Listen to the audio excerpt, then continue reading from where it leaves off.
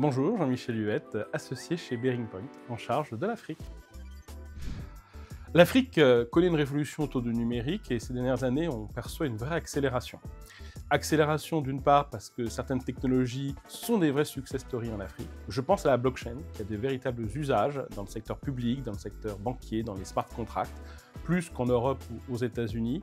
Je pense à l'IA avec de véritables cas d'usage là encore dans certains secteurs auxquels on ne pense pas forcément, comme les mines, comme l'industrie, comme l'agriculture. Donc toutes ces tendances de fond font que les technologies inondent l'Afrique, qui n'est pas à l'écart du reste du monde et qui permettent au numérique de se développer. Tout n'est pas parfait, malheureusement il y a encore beaucoup de zones enclavées, que ce soit certains pays ou certaines zones rurales, mais on se rend compte qu'il y a une vraie tendance de fond autour du numérique en Afrique. Les catalyseurs, ce sont à la fois les technologies qui permettent ce développement du numérique. Je pense à l'Internet des objets, l'IA dont on a déjà parlé, qui sont parmi ces nouvelles technologies qui permettent à l'Afrique de se développer, mais également les acteurs qui permettent à l'Afrique de se développer dans le numérique. Ce sont les grands groupes. Quand les grands groupes investissent dans le numérique en Afrique, les infrastructures, l'éducation, la formation, les usages, ils contribuent au développement du numérique en Afrique.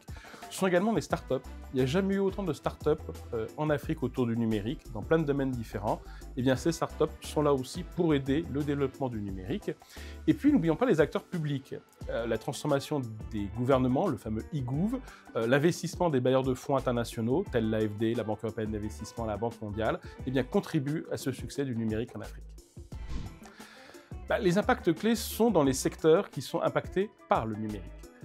Il y a des secteurs qui vont vous sembler évidents, par exemple le secteur des paiements. L'Afrique, depuis une dizaine d'années, est vraiment le continent en pointe sur l'utilisation des téléphones mobiles pour payer, des monnaies électroniques de banque centrale.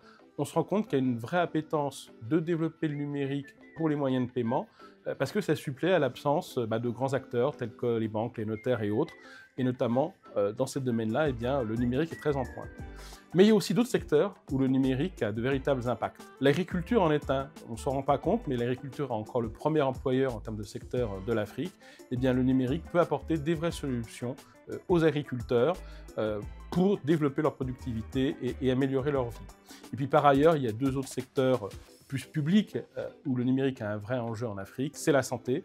La santé permet de pallier au manque de nombre de médecins en Afrique, mais également celui d'éducation.